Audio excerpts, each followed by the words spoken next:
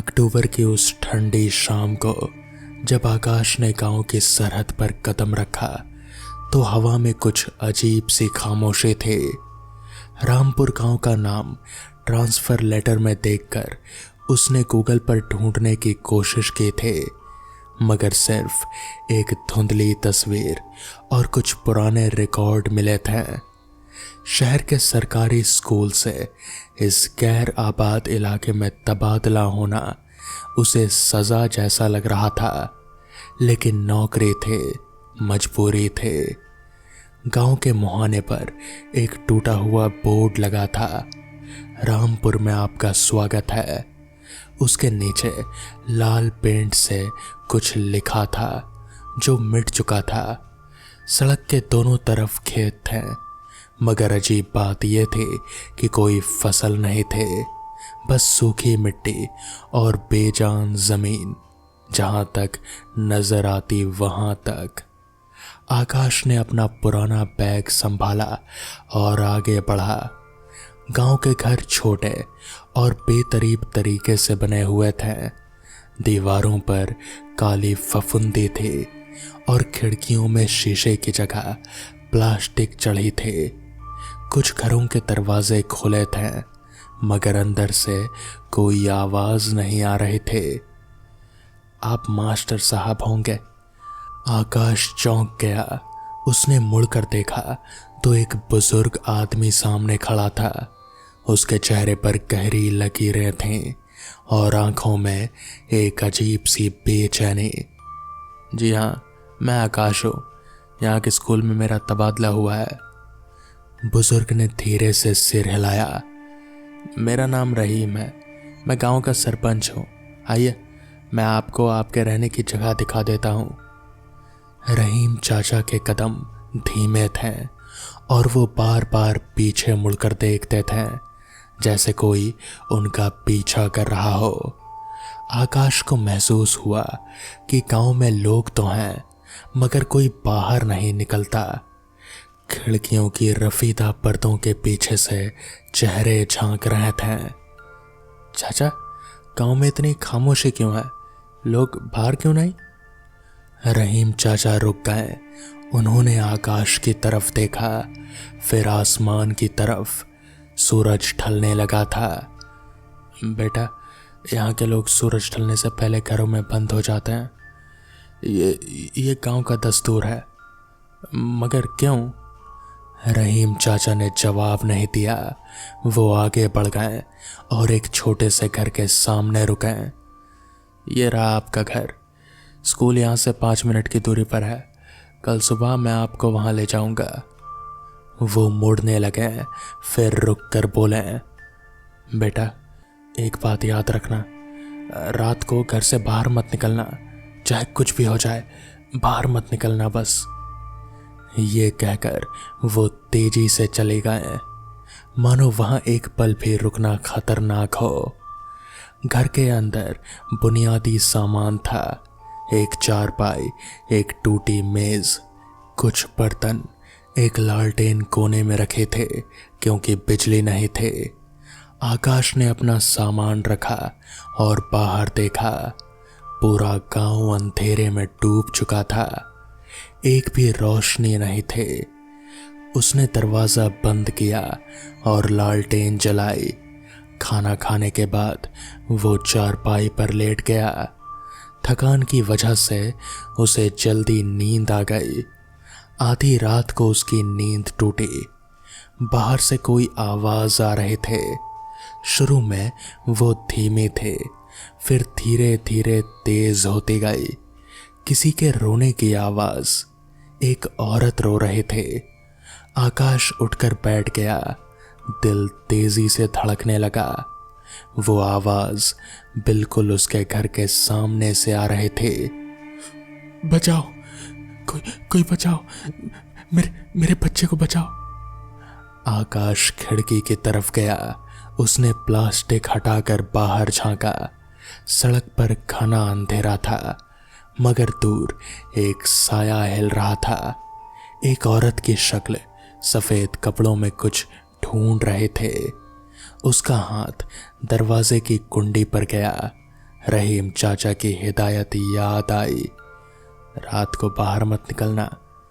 मगर वो औरत, उसकी आवाज में इतना दर्द था, शायद उसे सच में मदद की जरूरत हो। उसने कुंडी खोली और एक कदम बाहर रखा। बेटा अंदर आ जाओ। आकाश चौंक गया। रहीम चाचा अंधेरे में से प्रकट हुए और उन्होंने उसे जबरदस्ती अंदर धकेल दिया। दरवाजा बंद करके उन्होंने सांस ली। मैंने मना किया था ना बाहर जाने से। मगर मगर वो औरत, वो मदद मांग रही थे। वो कोई औरत नहीं है बेटा, वो चीज हर रात को आती है। जो भी रात को बाहर निकलता है वो सुबह तक वापस नहीं लौटता। आकाश के रोंगटे खड़े हो गए। मतलब? रहीम चाचा ने लालटेन की रोशनी में उसकी तरफ देखा। उनकी आंखों में डर साफ झलक रहा था। इस गांव पर एक लानत है बेटा। 25 साल पहले एक हादसा हुआ था स्कूल में। तब से ये गांव नर्क बन गया है। अगली सुबह रहीम चाचा आकाश को स्कूल ले गए।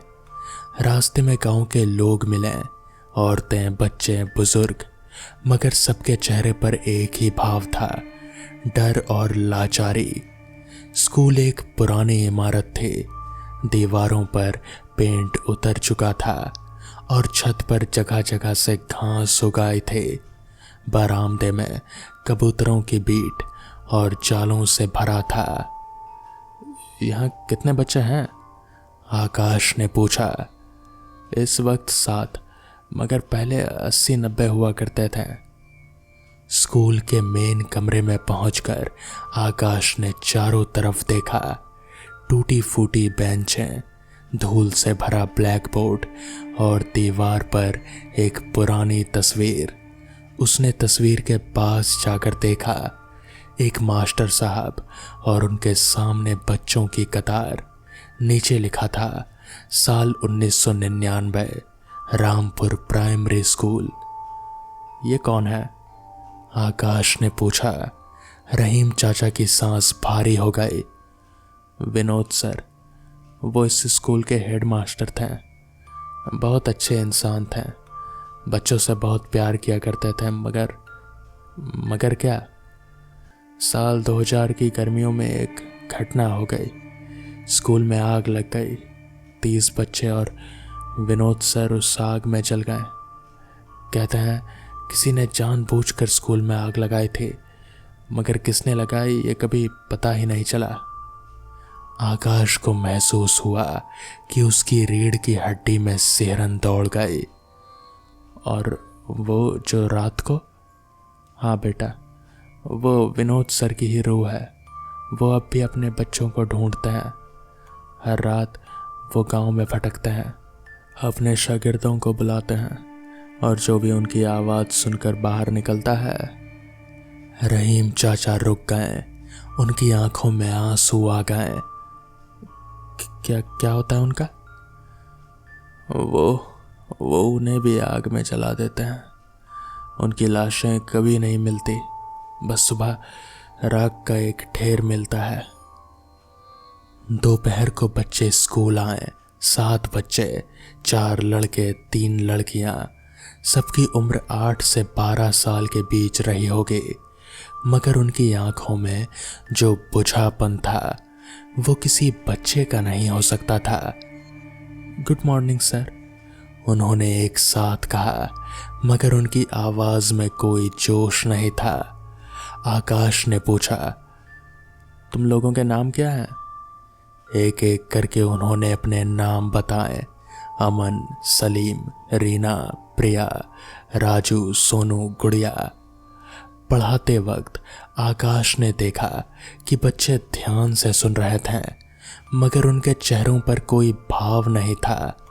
जब उसने सवाल पूछा तो सबने सही जवाब दिया, मगर किसी ने मुस्कुराया नहीं। तुम लोग खेलते नहीं हो क्या? आकाश ने पूछा। रीना ने धीरे से कहा, सर हम खेल नहीं सकते। मैदान में वहाँ क्या है? बच्चे चुप हो गए। सलीम ने कहा, सर वो जगह शापित है, वहीं तो आग लगी थी। कहते हैं वहां अब भी चीखें सुनाई देती है। आकाश का दिल बैठ गया। ये बच्चे कितने डर में जी रहे थे। शाम को जब बच्चे जाने लगे तो गुड़िया, सबसे छोटी लड़की, आकाश के पास आई। सर आप भी चले जाइए इस गांव से, यहाँ रहना खतरनाक है। क्यों बेटा? क्योंकि विनोद सर को नए मास्टर पसंद नहीं आते। जो भी यहाँ आता है वो क्या? गुड़िया की आंखों में डर था। वो ज्यादा दिन जिंदा नहीं रहता। उस रात आकाश को नींद नहीं आई। वो चारपाई पर लेटा सोच रहा था, क्या सच में ये सब हकीकत है या लोग अंधविश्वास में जी रहे हैं।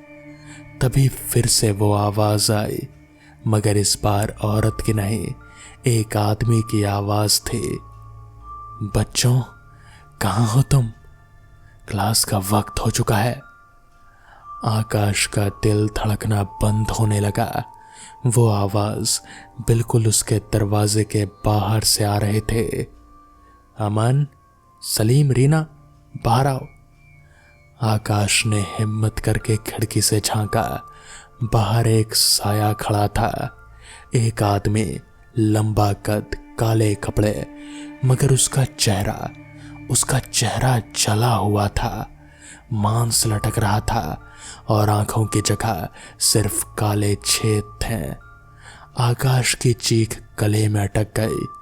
वो साया धीरे धीरे घूम रहा था, हर घर के सामने जाकर बुला रहा था, बच्चों मास्टर साहब बुला रहे हैं, क्लास में आओ। आकाश ने देखा कि कुछ घरों की खिड़कियां खुल रहे थे। लोग अंदर से झांक रहे थे, मगर कोई बाहर नहीं निकला। साया स्कूल की तरफ बढ़ने लगा। उसके पीछे पीछे छोटे छोटे साए चल रहे थे, बच्चों के साए, जले हुए बच्चे, रोते हुए, चीखते हुए। आकाश ने अपनी आंखें बंद कर ली, मगर वो आवाजें उसके कानों में गूंजती रही।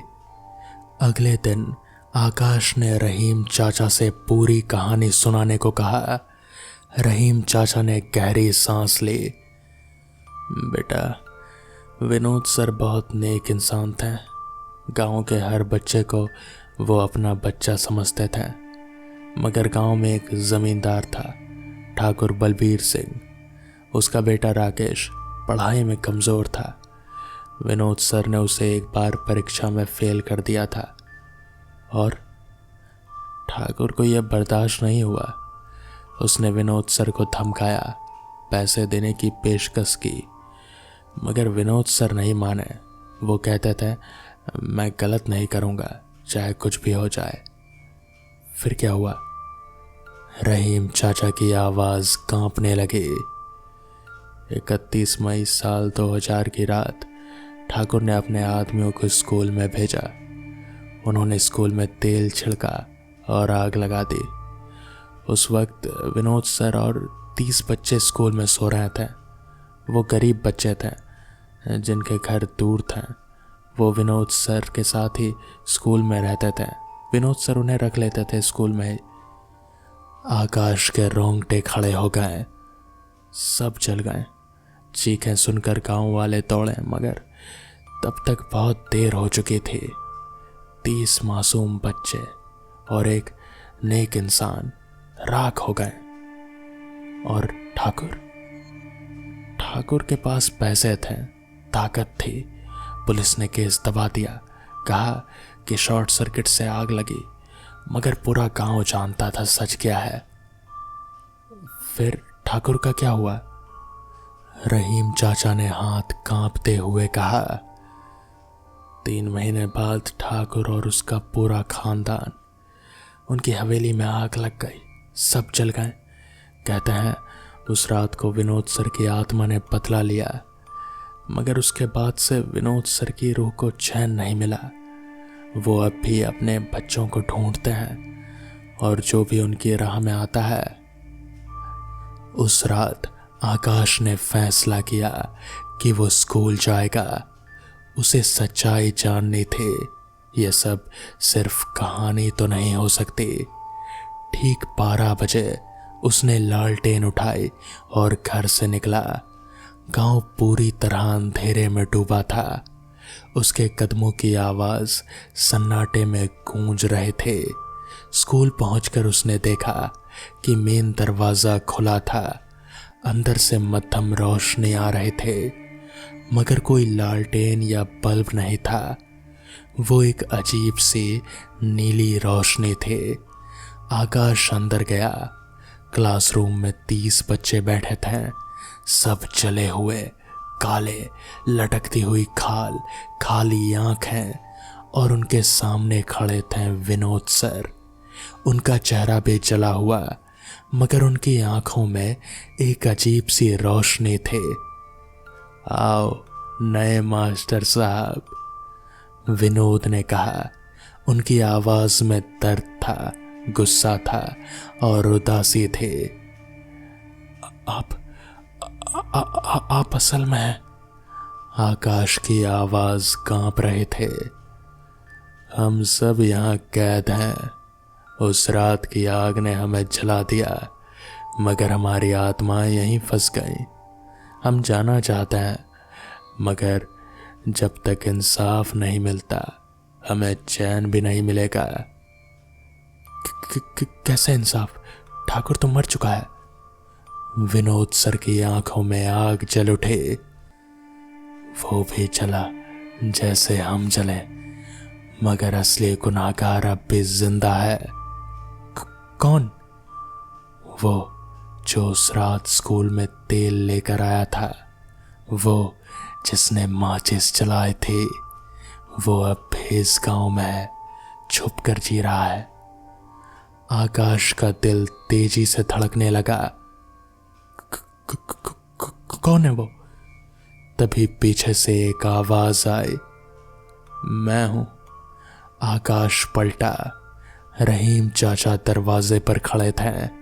उनके हाथ में लालटेन थे और चेहरे पर गुनाह का बोझ। तुम? आकाश चीख पड़ा। रहीम चाचा ने सिर झुका लिया। हाँ बेटा, मैं ही था। ठाकुर ने मुझे 5,000 रुपए दिए थे। मेरी बेटी बीमार थी, मुझे पैसों की सख्त जरूरत थी। मैंने सोचा बस इमारत चलेगी, लोग नहीं। मुझे नहीं पता था कि विनोद सर और बच्चे अंदर हैं। आंसू उनकी आंखों से बह रहे थे। पिछले 25 साल से मैं इस गुनाह को साथ लिए जी रहा हूं। हर रात उन बच्चों की चीखें सुनता हूं। मैं मरना चाहता हूं, मगर डर की वजह से खुदकुशी नहीं कर पाता। विनोद सर आगे बढ़े। आज तुम्हारी सजा का दिन आ गया है रहीम। तीनों तरफ से जले हुए बच्चे उठे और रहीम चाचा की तरफ बढ़ने लगे। उनकी आंखों में बदले की आग जल रहे थे। नहीं, आकाश चिल्लाया, रुकिए। विनोद सर ने उसकी तरफ देखा। सर, मुझे पता है इन्होंने बहुत बड़ा गुनाह किया है, मगर यह हत्या करके क्या आपको और चैन मिलेगा? आपकी रूह को कभी सुकून मिलेगा? तो फिर क्या करो? मेरे बच्चे, मेरे मासूम बच्चे आग में जलकर मर गए, उनका क्या? आकाश ने गहरी सांस ली। सर, आप टीचर थे, आप जानते हैं कि नफरत से नफरत खत्म नहीं होती। रहीम चाचा पुलिस के हवाले हो जाएंगे, कानूनी सजा मिलेगी, मगर आपको माफ करना होगा, तभी आपकी आत्मा को मुक्ति मिलेगी। एक लंबी खामोशी छा गई। विनोद सर की आंखों में आंसू आ गए, जली हुई आंखों से काले आंसू। तुम सही कह रहे हो बेटा, 25 साल से मैं बदले की आग में जल रहा हूं। इससे मेरे बच्चे को तो कुछ नहीं मिलेगा, बस मेरी रूह और जली रहेगी। उन्होंने रहीम चाचा की तरफ देखा। जाओ रहीम, पुलिस के पास जाओ और अपना गुनाह कबूल करो।